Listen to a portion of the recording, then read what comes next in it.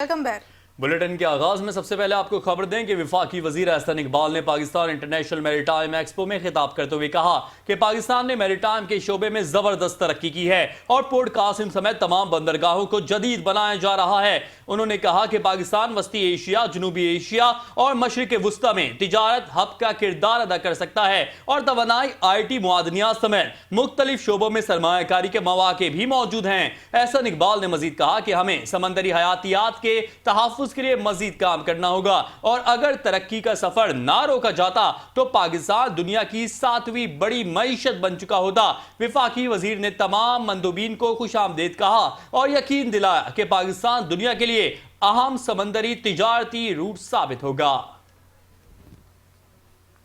Trading, Karachi shipyard and logistics, energy and innovation. To unlock this potential, Pakistan is undertaking a series of strategic initiatives.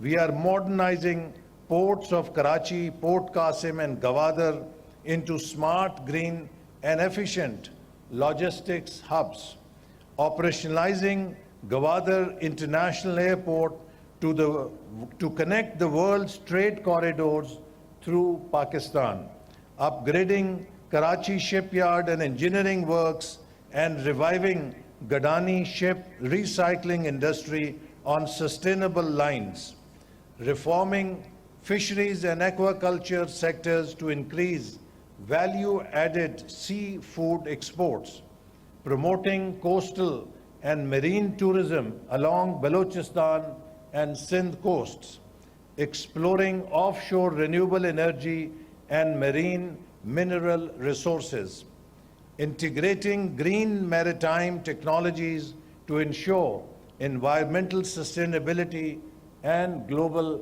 competitiveness. Ladies and gentlemen, each of these initiatives signals to the world that Pakistan is open for business, innovation and collaboration, and that our seas are ready to serve as engines of collaboration and prosperity.